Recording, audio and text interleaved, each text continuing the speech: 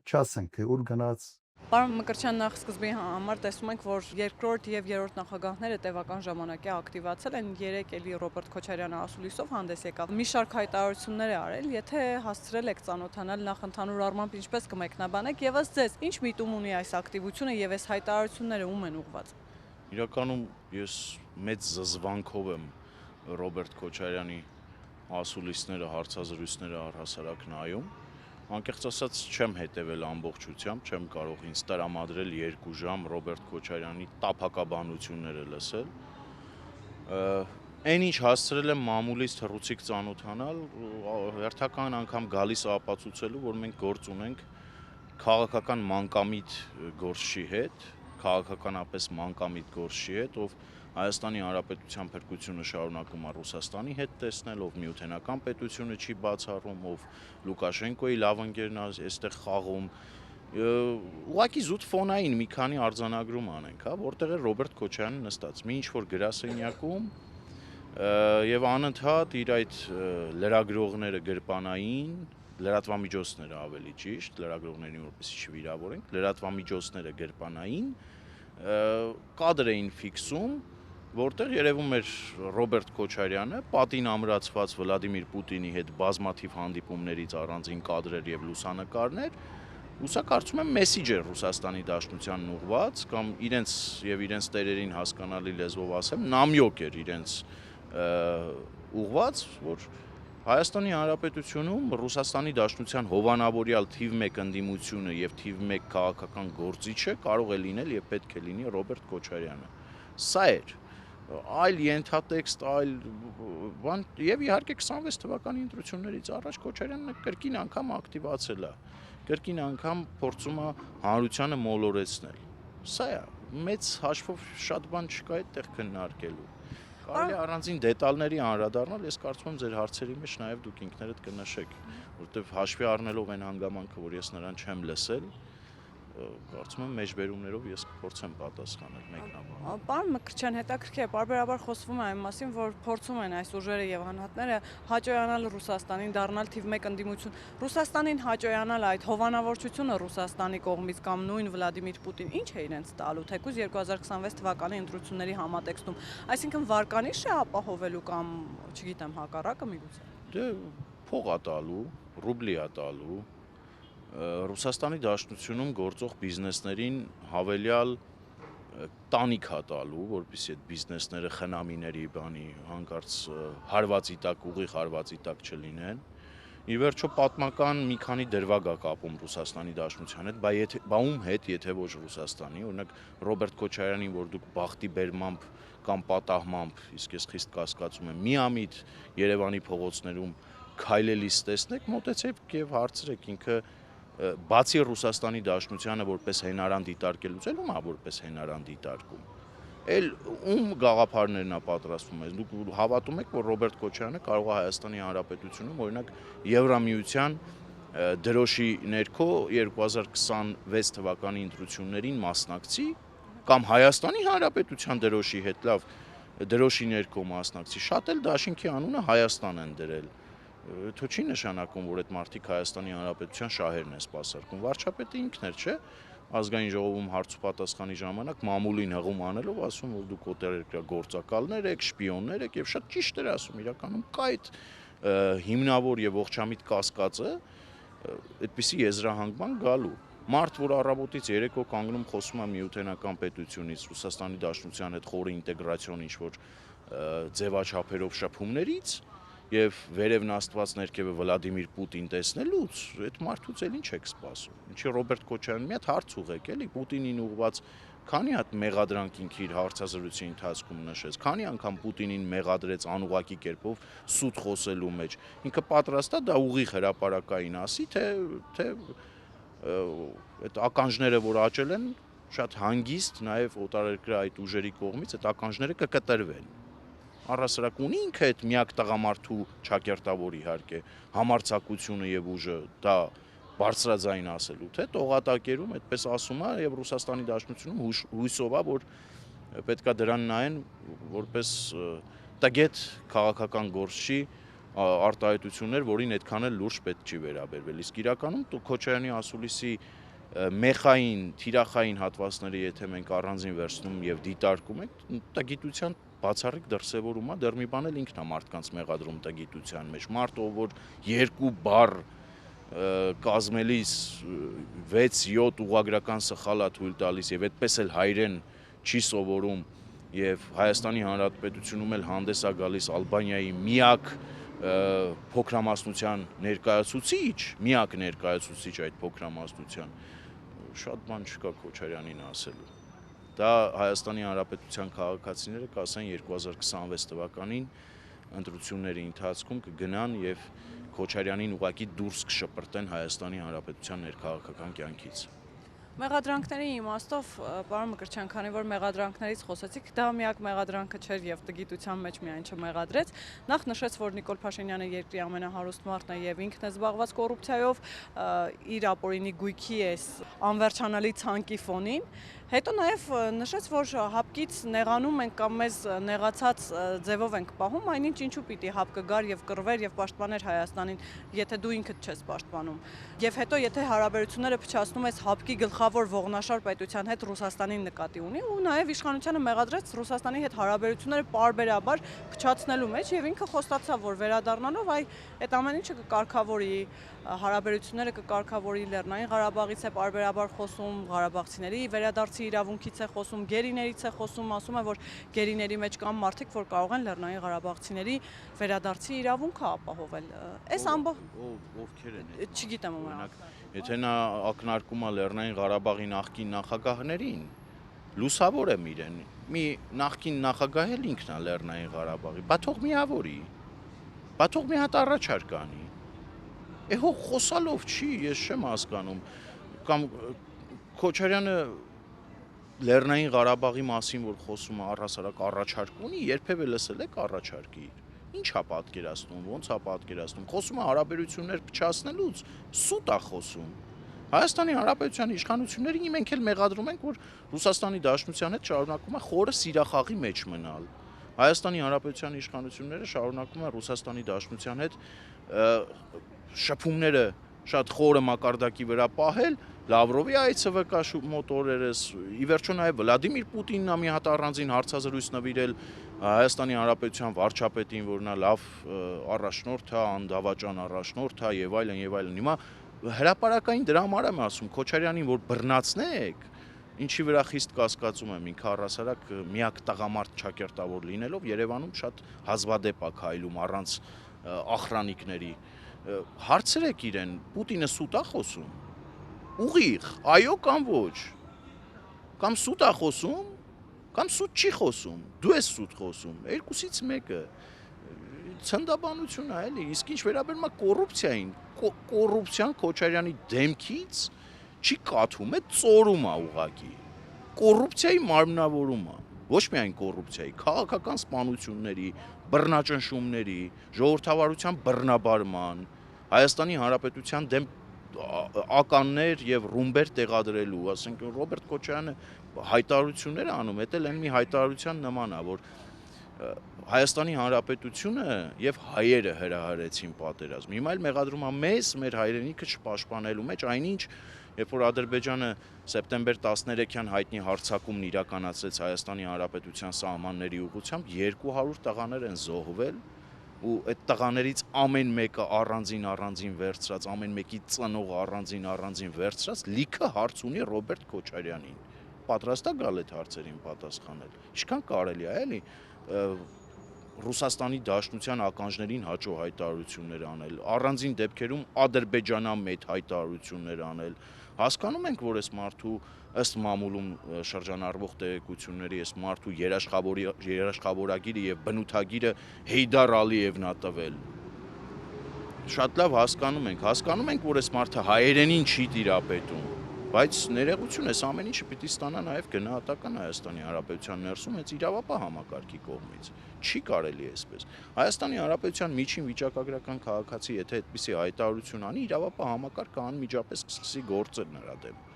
Իսկ ինչով է տարբերվում Քոչարյանը, էլի։ Ով անա։ Ինչ պիտի անի այս փուլում։ Իրավապահ համակարգը նախ այդ ապօրինի գույքի մասին օրենքը պետքա շատ արագ գործարկի, իսկ մենք տեսնում ենք, որ դրա process-ի մեկնարկը առնվազն տրված է, այս ջղաձգումները, ջղաձիգ շարժումները, դեմքի ծամածառությունները սրա մասին է վկայում, որ կորցնում են։ Մի բան էլ մեղադրում են օրվա իշխանություններին, ասում են դուք սուտ էիք ասում, 4 միլիարդ չէր, 200 միլիոն էր։ Դե արի մի հատ ճակատը տպաչենք, որ 200 միլիոն է, մի հատ էլ արի դրա բացատրությունը տուր, ոնց է 200 միլիոն, ումից եք ժառանգություն ստացել։ Պապը տեր կտակել Լեռնային Ղարաբաղում, Հեյդարներ իր բանից նվիրել։ Լուկաշենկոյի հետ շփումներից ես խոսում, Լուկաշենկոյի հետ շփումներից է խոսում այս մարդու, ասում է Լուկաշենկոն լավ առաջնորդ է եւ այլն եւ այլն։ Կարող է մի հատ այսպիսի եզրահանգման գանք կամ խորը կասկածներ արտահայտենք, որ Լուկաշենկոն ժամանակին Սերժին էր 6 միլիարդ առաջարկում Ղարաբաղի դիմաց, քեզ կտոր մի քանի 100 միլիոն է փոխանցել Լեռնային Ղարաբաղի համար եւ առնվազն Հայաստանի Հանրապետության բանակը չզինելու համար, Հայաստանի Հանրապետությունը թալանելու համար, Հայաստանի Հանրապետությունում գույք պարտքի դիմաց իրականացնելու համար։ Չէ, իրենք ասում են, որ Լևոն Քոչարյանը տաղանդավոր բիզնեսմեն է, Դե լավ էլի, Հայաստանի Հանրապետությունում ինչի Լևոն Քոչարյանի նման տաղանդավոր բիզնեսմեններ կան, այդ բիզնեսմենները հազիվ ծերեծերին են հասցնում, իրենց ընտանիքի առօրեական խնդիրներն են հոգում եւ այնպես չի էլի, որ Լևոն Քոչարյանը վունդերկինդ էր 20, 21, 22 տարեկանում։ Ում եք հեքիաթ պատմում կամ ում եք դրել ապուշի տեղ։ Կամ Լևոն Քոչարյանի մասին էլ են շատ խոսում։ Ո՞վ է Լևոն Քոչարյանը։ Ռոբերտ Քոչարյանի փոքրիկ որդին։ Եվ հայտնի տաղանդավոր երգչու ամուսինը։ Ինքն ասում է, որ Առանձին վերցրած չլիներ, իսկ ներողությունը ում հետ աֆիլացնենք, բայց եթե իր հայրիկը Ռոբերտ Քոչարյանն է, բա ում հետ աֆիլացնենք։ Եթե իր հայրիկն է, կենսաբանական հայրիկն է, քաղաքական հայրիկն է նաև, բա ում հետ աֆիլացնենք։ Թող ասեն աֆիլացնենք, Պուտինի հետ աֆիլացնենք, այսպես թե այնպես աֆիլացնում ենք։ Էլ ում հետ կարելի է աֆիլացնել։ Պարոն Մկրտչյան, ասես այս զարգացումները ամեն դեպքում ինչ նպատակ ունեն, արդյոք իրենք պատրաստվում են 2026 թվականի ընտրություններին, այդ մասին նաև Քոչարյանը խոսեց, թեև ոչ ուղղակի կերպով էլի Սերժ Սարգսյանին մեղադրեց 2018 թվականին շատ հեշտ իշխանությունը Նիկոլ Փաշինյանին հանձնելու մեջ։ Մի հատ ռետորական հարց, ինչ պիտի աներ Սերժ Սարգսյանը, էլի որ մեղադրում է։ Օրինակ 2018 թվականին, որ ինքը զանգել էր իր պնդմամբ զանգել էր Սերժին, ասում էր իրավիճակը կոնտրոլից դուրս է գալիս, դրությունը լուրջ է, դեմքի այդ ծամածրված հատկապես հատվածը թող մեր հայրենակիցները հիշեն, ինքը ինչ նկատի ուներ։ Պետքա Սերժը 0038 հրաման արձակեր եւ մեր հայրենակիցների դեմ օրինակ դիմահար կրակոցով չերոմուխա 7 կիրառեր, գնդակահարեր քաղաքացիներին, ցրեր բողոքի ցույցեր։ Ախր հայտարարում է, որ ինքը ճգնաժամային իրավիճակների կառավարիչ է, փորձ ունի, իր փորձը տեսել ենք ճգնաժամային իրավիճակներում Ռոբերտ Քոչարյանը մարտի 1-ը արել։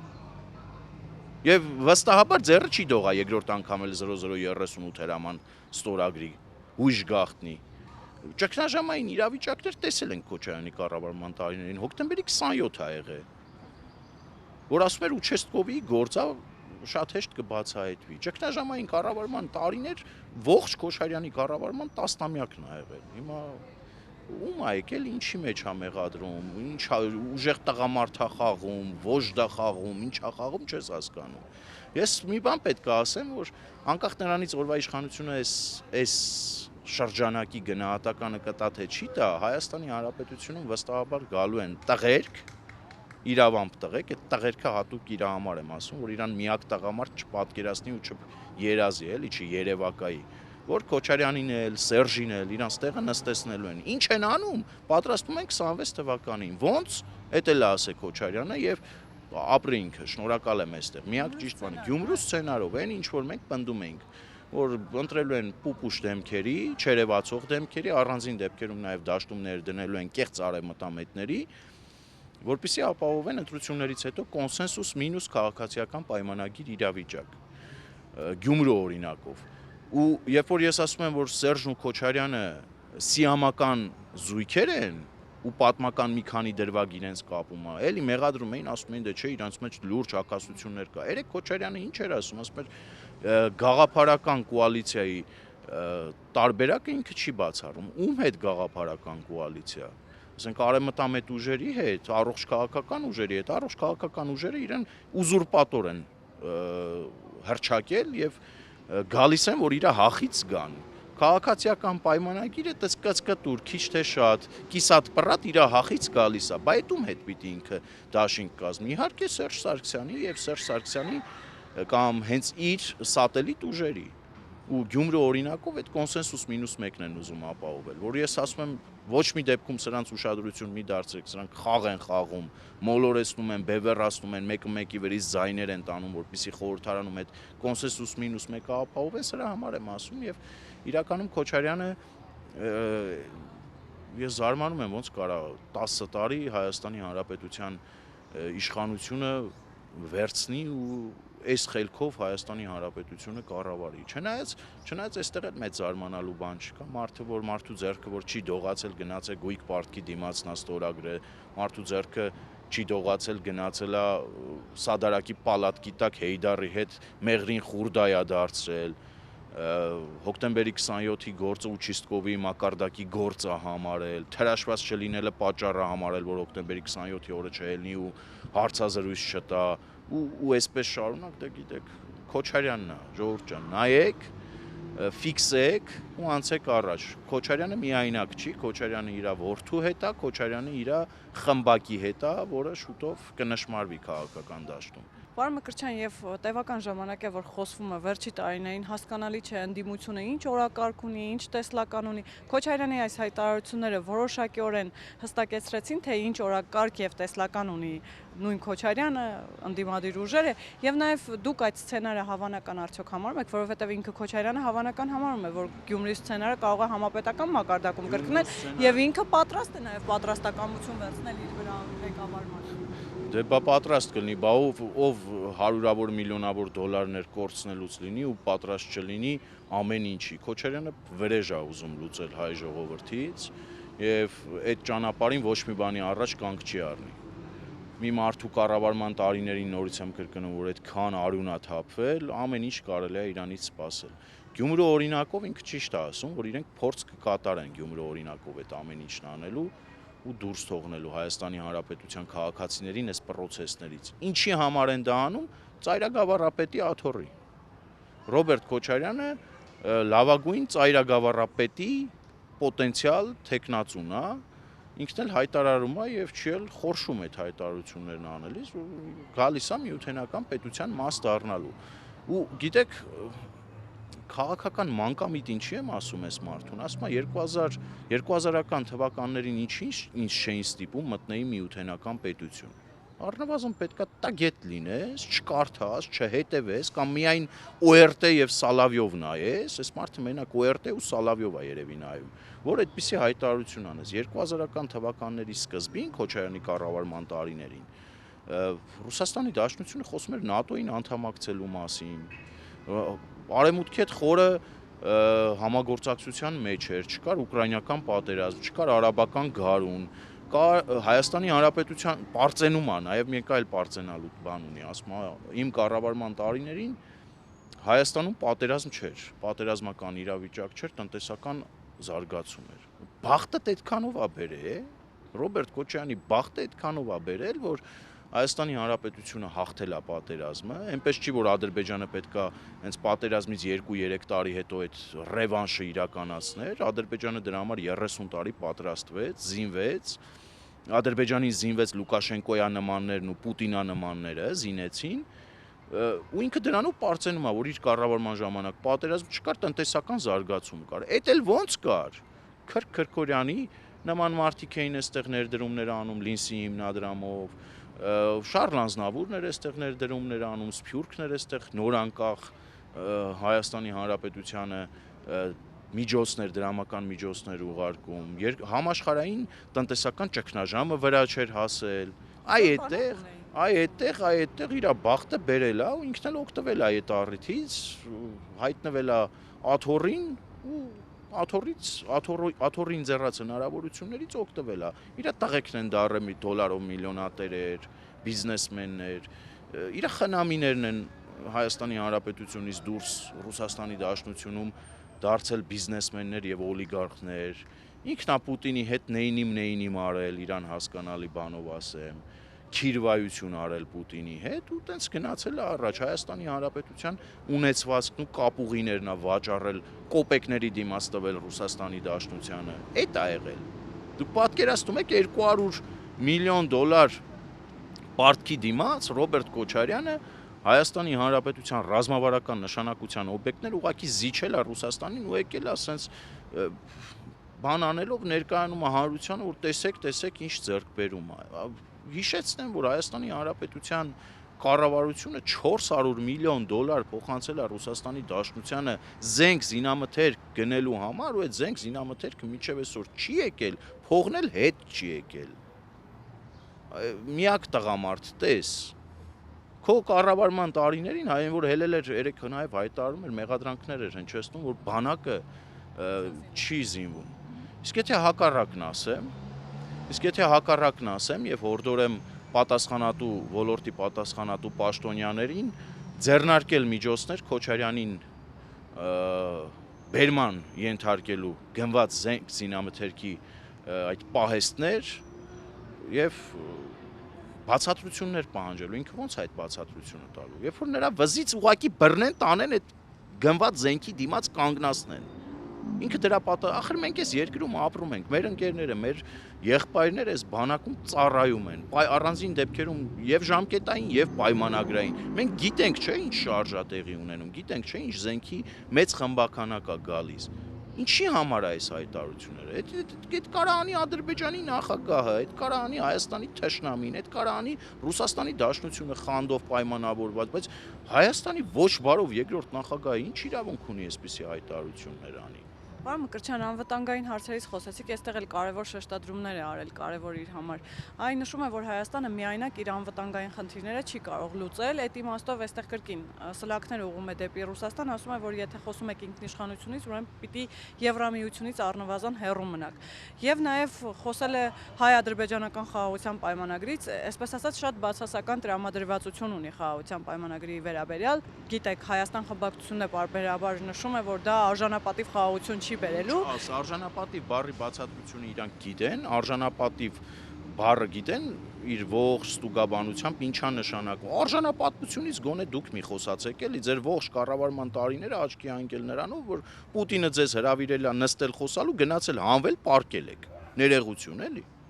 Արժանապատվությունից նրանք են խոսում։ Հիմա ինչու խաղաղության պայմանագիրը ասում է, որ Նիկոլ Փաշինյանը չի կարող հասնել, այսինքն պարտված առաջնորդը չի կարող բանակցել խաղաղության համար կամ խաղաղություն բերել, եւ Հայաստանն էլ այն վիճակում չէ, բանակը այն վիճակում չէ, որ կարողանա իրեն պաշտպանել։ Պարբերաբար Հայաստանը խոցելի ներկայացնել, բանակը խոցելի ներկայացնել, սա ինչ միտում ունի, առհասարակ միտում ունի, թե իրապես այդպես է։ Դե եթե մամուլին հավատանք եւ մամուլում շրջանառվող տեղեկություններին հավատանք, որ Հեյդար Ալիևը նրան բնութագիր է տվել, որպեսզի կոմկուս, եթե չեմ սխալվում, անդամագրվի, եթե հաշվի առնենք վերջին շրջանի իր մեկ այլ հայտարարություն, որ հայերը եւ հայկական իշխանությունները ինքը ինչի է հայերի մասին երկրորդ, երրորդ դեմքով խոսում չես հասկանում, էլ ինքը որ ազգի ներկայացուցիչ է, ապա ունենք հիմնավոր կասկածներ, որ ջուր է լցնում օտար ուժերի ջրաղացին։ Դա էլ թող իրավապահները բարձեն։ Ադրբեջանի ջրաղացին է ջուր լցնում, թե Ռուսաստանի, թե երկուսը մեկում։ Իմ կարծիքով երկուսը մեկում, որովհետև մեղադրել հրապարակային երկրորդ նախագահի դիրքերից, նախկին նախագահի դիրքերից մեղադրել Հայաստանի Հանրապետության բանակը չզինելու մեջ, մեղադրել թույլ լինելու մեջ, մեղադրել սեփական հայրենիքը չպաշտպանելու մեջ եւ դրա փրկությունը փնտրել Ռուսաստանի Դաշնությունում, սա հասկանալի է, որ Պուտինի ոտքերը հերթական դրվագով լվալ ջուրը խմելու process է տեղի ունենում։ Մյուսը դե Ադրբեջանին ուղակի կամ անուղակի հասկացնում են, որ մեր վիճակը լավ չի, կարող եք օգտվել իրավիճակից եւ որևէ էսկալացիոն գործողություն նախապատրաստել, ինչի վրա Քոչարյանը եւ մերձ քոչարյանական շրջանակները միշտ այդ պատերազմի կրակի վրա ձեռքեր են տաքացրել, հիմա էլ այդ process-ն է գնում, փորձում են այդպիսի բան հրահրել։ Բայց չի ստացվելու, Հայաստանի Հանրապետության բանակը զինվում է, Հայաստանի Հանրապետությունը իր արտաքին քաղաքականությունը քիչ թե շատ դիվերսիֆիկացնում է, Հայաստանի Հանրապետությունը զենքի գնման ոլորտում քաղաքականությունը ամբողջությամբ կարող ենք ասել, որ դիվերսիֆիկացրել է արդեն, որովհետև զենքի միակ մատակարարը բնավ Ռուսաստանի Դաշնությունը չի եւ Հայաստանի Հանրապետությունը այլ գործընկերներ եւս այստեղ ունի։ Ռուսաստանի Դաշնությունը այստեղ կարող է լինել անվտանգության երաշխավոր, դե գիտեք, եփած հավից ծիծաղն է գալիս անգամ այստեղ։ Ինչի մասին է խոսքը։ Այդ ինչ անվտանգության երաշխավոր կարող է լինել։ Ռուսաստանի Դաշնությունը հիշեցնեմ իրեն, որ իր հայրենիք Լեռնային Ղարաբաղում անվտանգության երաշխավոր էր եկել ու ներկայացել, կամ գոնե թե արբիտր էր եկել ներկայացել ու այնտեղ ապրող խաղաղ բնակչությանը ապրելու երաշխիքներ էր տվել։ Տեսանք ինչ է լավ։ Հարցեր չունի Քոչարյանը։ Օրինակ շատ են խոսում Վազգեն Սարգսյանի արձանի հետ տեղի ունեցածի մասին եւ դա պղծման ակտ են որակում։ Օրինակ Քոչարյանը հարցրել է Վլադիմիր Պուտինին իր հայրիկի գերեզմանի հետ ինչա տեղի ունեցել Լեռնային Ղարաբաղում, տեղի է ունեցել թե տեղի չի ունեցել։ Օրինակ Քոչարյանը հարցրել է Վլադիմիր Պուտինին, երբ որ ինքը մայիսի 9-ի պարադ էր անում եւ Կարմիր հրապարակում այդ օրն էր նշում, Լեռնային Ղարաբաղում Մարշալ Բաղրամյանի արձանն էր պղծվում եւ Մարշալ Բաղրամյանի արձանն էր ապամոնտաժվում։ Օրինակ այս հարցերն ուղղել է, թե մեղադրանքներն է ուղղում օրվա իշխանությունները։ Այս օրվա իշխանությունները մինչեւ 2023 թվականը, 22 թվական սեպտեմբեր 13-ը ներառյալ եղել է գործել է բացառապես ռուսական ծիրում, ուղարկել է Սիրիա համատեղ զորախումբ, ՄԱԿ-ում քվեարկությունները համապատասխանել է Ռուսաստանի Դաշնության քվեարկությունների հետ, Հայաստանի Հանրապետության վարչապետի եւ նախագահի միջեւ պարբերաբար հաճախակի ամսվա մեջ մի քանի անգամ եղել են հեռախոսազրույցներ եւ հանդիպումներ, Հայաստանի Հանրապետության իշխանությունները համաձայնություն են տվել Խովայևի պլանին, որը մերժվել է Ադրբեջանի կողմից, եւ կուլմինացիան եղել է նա, որ Լեռնային Ղարաբաղը հայաթափվել է։ Կուլմինացիան եղել է նա, որ դրանից առաջ Հայաստանի Հանրապետության սուվերեն տարածքում գործող ռուսական ուղեկալները ադրբեջանական հարձակումից մի քանի ժամ առաջ ուղղակի հանձնվել են ադրբեջանցիներին։ Կուլմինացիան եղել է այն, որ Ռուսաստանի Դաշնությունը հավաքական առումով դավաճանել է հայ ժողովրդին։ Այդ որ հապկին է մեղադրում, ասում է պետքա հապկով չդիմեինք, հապկը չի որ պետքա պաշտպանել, բա ով պետքա պաշտպանել, ռազմաքաղաքական բլոկա, որի անդամ ենք մենք, հիմնադիր անդամ ենք մենք, բա ով պետքա պաշտպանել։ Ռուսաստանը ասում է, որ հարաբերությունները փչացրել եք Ռուսաստանի հետ։ Ռուսաստանը թող 97 թվականի երկկողմ փոխօգնության պայմանագրով պաշտպաներ, եթե կպաշտպաներ։ Ռուսաստանը պաշտպանող էր, թող հակաօդային ապաշտպանության համակարգը համատեղ հոբ համակարգը 2020 թվականին միացներ ու գործարկեր, որ ադրբեջանական անօթաչուները միջև Աբովյան իր սրտի օլիգարխի տներին չհասներ։ Թող աներ։ Ում են մեղադրում։ Քոչարյանը մի հատ այդ հեկեկացող ձայնային հաղորդագրություն են մամուլում շրջանառվող հեկեկացող ձայնային հաղորդագրություն նախապատրաստի ուղի Վլադիմիր Պուտինին ու հարցերին պատասխան պահանջի, կամ թող գնա Կոպերկինի հիմնարկ, Կոպերկինի հետ մի հատ սուրճի գավաթի շուրջ այդ հարցը քննարկի։ Ում են մեղադրում։ Ես մեղադրում եմ Հայաստանի Հանրապետության իշխանություններին, որ իրենց գործողություններում դանդաղում են, որ բալանսավորված եւ բալանսավորման արտաքին քաղաքականության փաթեթավորման ներքո եւի քաղաքականությունա գետնի վրա իրականացվում, որովհետեւ այդ քաղաքականությունը բալանսավորված բնավ չի։ Բալանսավորման տանողը, այո, կիսատ պռատ տանողը։ Ինչի, որովհետեւ մենք շարունակում ենք ԵԱՏՄ անդամ մնալ, ՀԱՊԿ անդամ մնալ, ԱՊՀ անդամ մնալ, ռուսների հետ խորը համագործակցության եզրեր ունենալ, այստեղ ես մեղադրում եմ ի տարբերություն Քոչարյանի Հայաստանի Հանրապետության իշխանությունների։ Իսկ այս մեկ տարվա ընթացքում ինչ պետք է անի օրվա իշխանությունները եւ ինչպես կարելի է այդ ձեր նշած կետերը փոխել։ Իրավաքաղաքական առաջին հերթին գնահատական տա եւ մեզ ազատի Քոչարյանի զզվելի ներկայությունից, Հայաստանի Հանրապետության քաղաքացիներին այդ նողկալի ներկայությունից ազատի,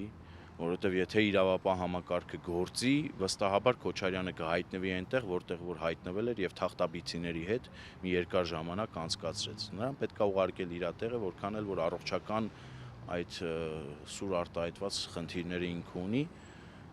պետությունը կհոգա նրա առողջության հարցերը։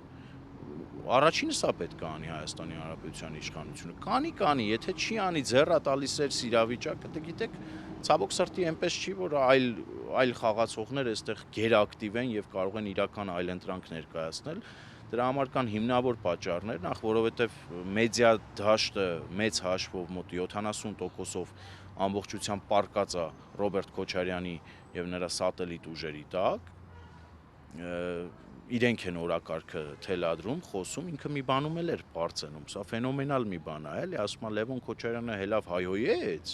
չի ասում հայոյեց, ելույթ ունեցավ, բայց իրականում հայոյեց եւ խուլիգանական վարք դրսեւորեց ազգային ժողովում եւ ԿՊ-ական 30 падգամավորների խոսեցրեց։ Էլ չի ասում, որ Լևոն Քոչարյանը մի անգամ հայոյեց, ԿՊ-ական 30 падգամավորներ ի պատասխան հայոյեցին Լևոն Քոչարյանին, սա ներկայացնում է ձեռքբերում։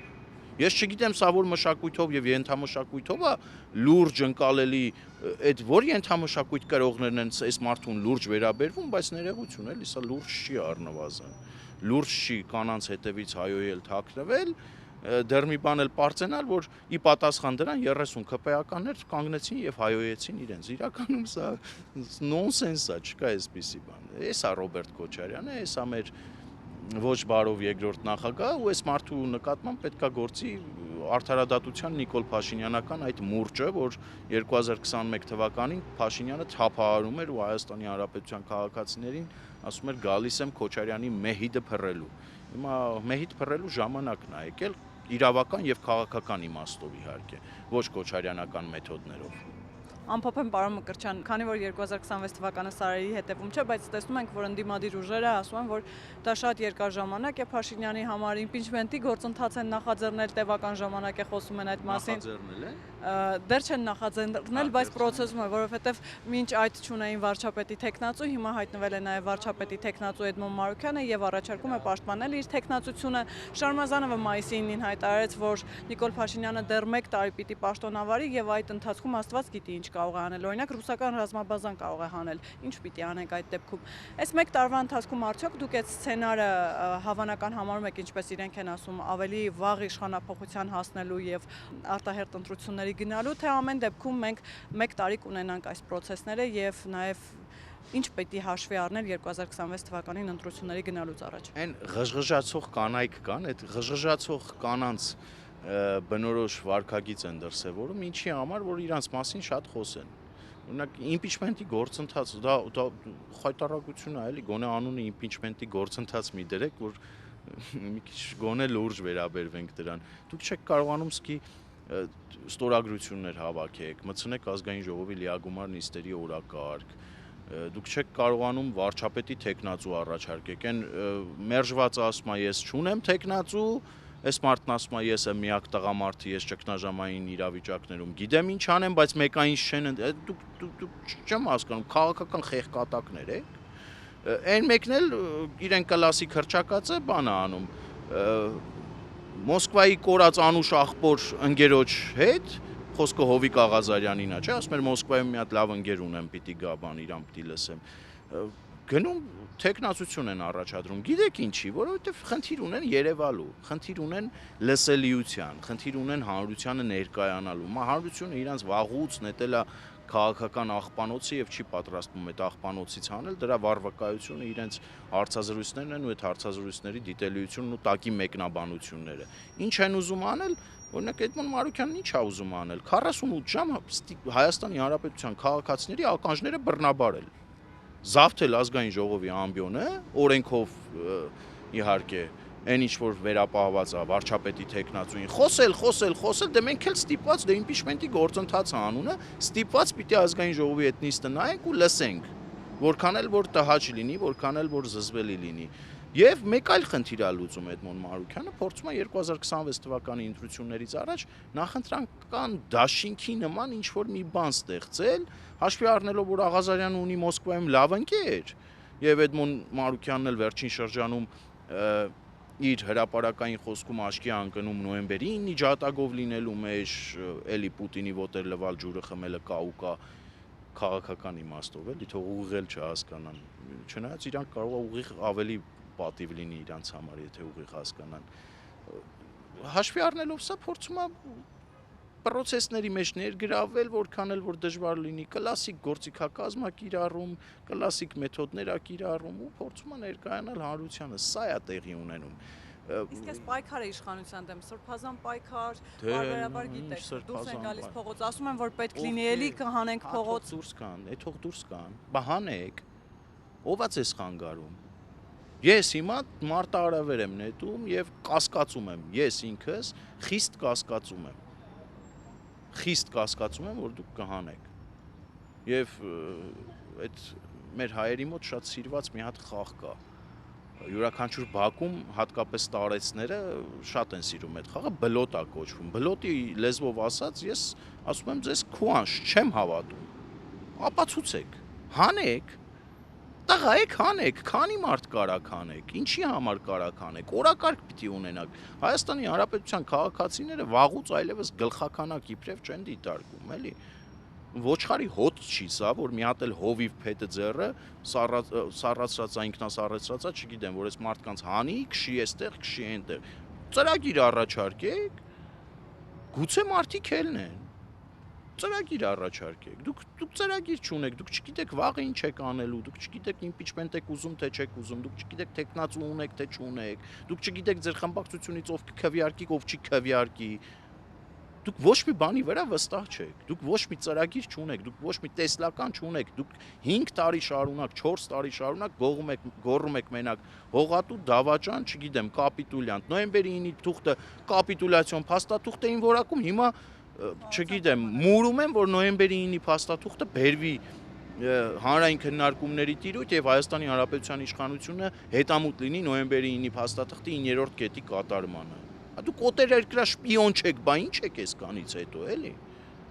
Ընտրապայքարի մեջ են մտել ամեն դեպքում։ Դե բա կմտնեն, բա ինչ կանեն, մեծ ֆինանսական ռեսուրսների են տիրապետում, հատկապես այդ փողը այսպես թե այնպես հանձնելու են Հայաստանի Հանրապետությանը, ժողովրդական լեզվով ասած, ինչքան հնարավոր է կփորձեն ճմկտել այդ փողից, փախցնել, ամեն մեկը իր կեղտոտ խաղը կխաղա, փողոցային հեղինակությունը հանուն փողի եւ գումարի իր շարժը կիրականացնի,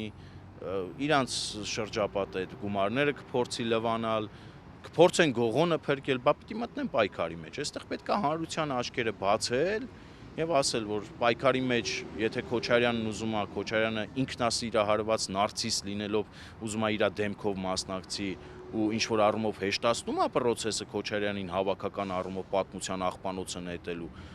դաշտում կան ուժեր, Երևանի քաղաքապետարանը վկա, Գյումրու քաղաքապետարանը վկա, կան ուժեր, որ փորձելու են այլ դեմքով ներկայանալ եւ ձեզ մոլորեցնել։ Չուտեք այդ կուտը ժողովրդական լեզվով ասած եւ չխափնվեք դրանց։